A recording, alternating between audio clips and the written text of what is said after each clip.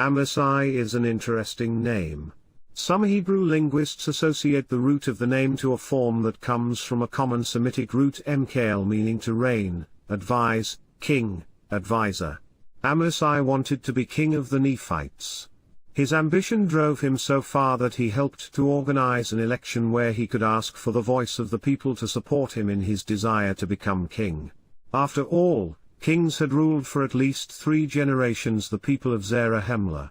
It was only 5 years before when the people elected Alma to become the chief judge.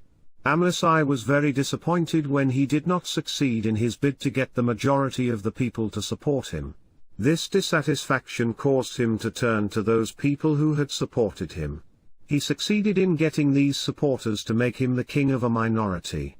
The newly anointed minority king calculated that he would destroy Alma in a civil war, and thereby, he would become king over all the people in the land of Zarahemla. Amlici and his army occupied a defensive position on the hill Amnihu. This move was comparable to the people in South Carolina occupying Fort Sumter at the beginning of the American Civil War. From this position, Amlici was direct across the river Sidon from Zarahemla. It was a clear act of war. Amlici was in rebellion and his intentions were clear. He would use his army to attack the great city of Zarahemla. Alma, as chief judge, recognized that his government would have to take down Amlici, the pretender king. Alma led the Nephite army against the Amlicites. On the first day of the war, more people were killed than in the Battle of Gettysburg. Of all the battles in the Book of Mormon, there is no other battle that has more detail than the Battle of Zarahemla at the time of harvest in 87 BC. There are as many as 65,000 warriors who fought for 1 day, 1 night, and another day in an area that was 8 miles by 8 miles. Alma was the leader of the Nephites and Amlici was the leader of the Amlicites. Fortunately, the details of the terrain and waterways of this battle are sufficiently clear that it is possible to identify in the hills, rocks, and rivers those areas which were important geographical features of the battle. There is one moment on the morning of the second day, that was so specific in its details that it is possible to identify the place within a very narrow range of a few hundred feet. On that morning Alma and his army walked across the river Sidon. Of the more than 500 geographical names in the Book of Mormon, the river Sidon is the only named river. Zarahemla was the country's largest city and its location was on the west bank of the river Sidon. So, here is the point of greatest geographical interest in the Book of Mormon because it is the point that has so much information about its connection to other features. These features are specific and unique. The place is in the water of the river Sidon near the west bank. The river Sidon has a great deal of water. Ancient armies walked across the river Sidon during low water at the time of harvest. Is there any place in North America where an army of 30,000 men could walk across a large river at harvest time? These physical conditions are required as the setting for the morning of the second day during the Battle of Zarahemla. Well, this place exists on the upper Mississippi River on the west bank near Montrose, Iowa. This is the place of greatest interest because it is the place that the Book of Mormon identifies with the greatest amount of specific information.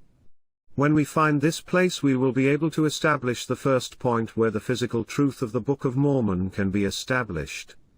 The largest book in the Book of Mormon is the Book of Alma. One of the most important moments in the life of Alma the Younger was when he fought Amlici in the river. These are the verses from Alma 2:29. And it came to pass that Alma fought with Amlici with the sword, face to face, and they did contend mightily, one with another.